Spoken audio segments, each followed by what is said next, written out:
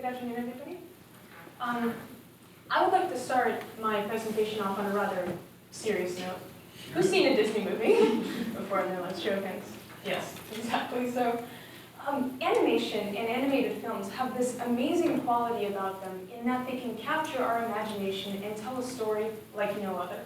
And because of this, animation has been featured in everything much more than simply on the silver screen. It's featured in our advertisements, and recently Snoopy started selling life insurance. And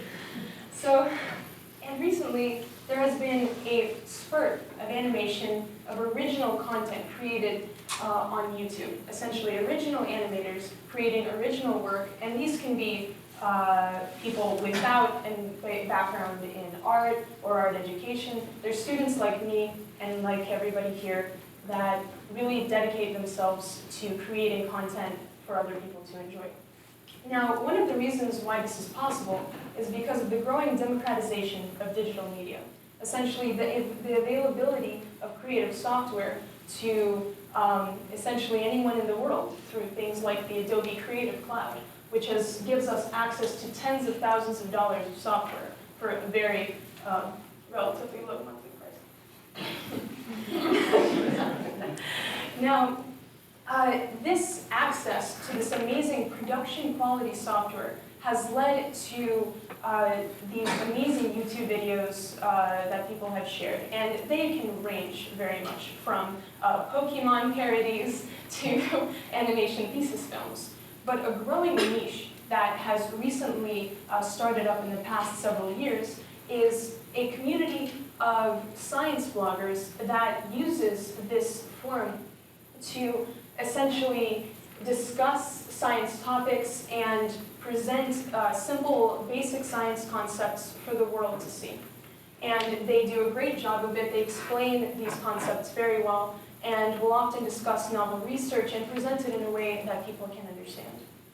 And I personally wanted to collaborate with this community and contribute my own work, and that is where that is why I created my animation, MRI, how it works, and why it is safe. Now, I want to give you some background about why I chose this topic. So, I had the pleasure of taking our beloved Dr. Dean Brent Iverson's class of Organic Chemistry 2 because of my pre-med and biochemistry major. And essentially, in the very first days of class, he made a very strong emphasis on magnetic resonance imaging and NMR.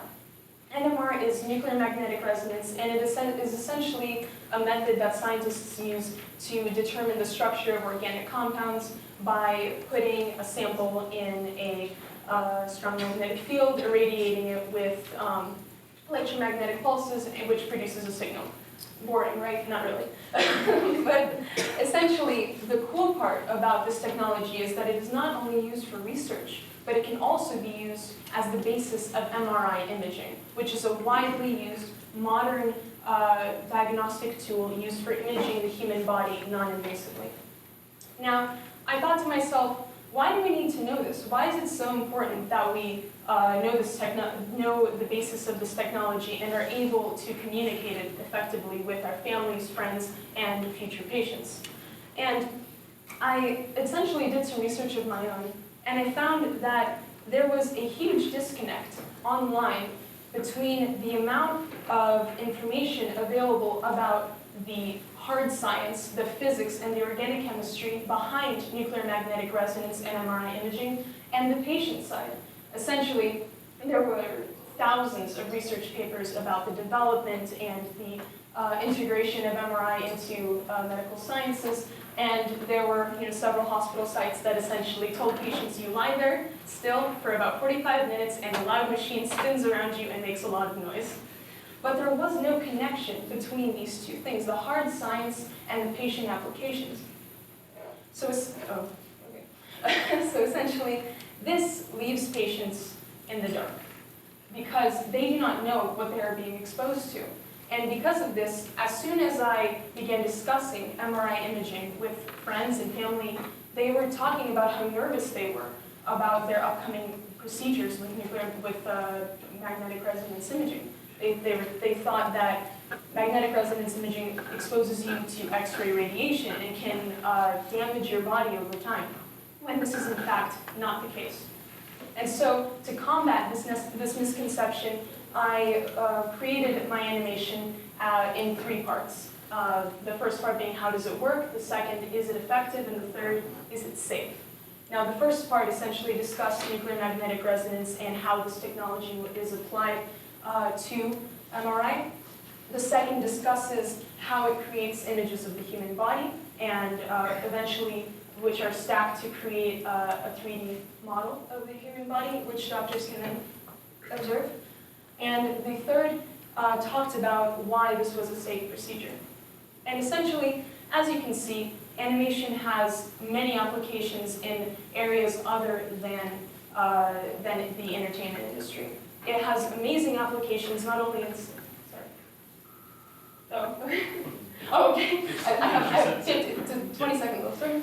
It has amazing applications in healthcare and in the form of modules that can be done for patients because of the growing shortage of physicians. Sorry, do I stop? You keep going? Okay, I apologize. The growing shortage of physicians is one of the major challenges that my generation of physicians is going to have to face. And because of this growing shortage of primary care physicians, physicians are essentially going to be only allowed 10 to 15 minutes per patient, which is absurd.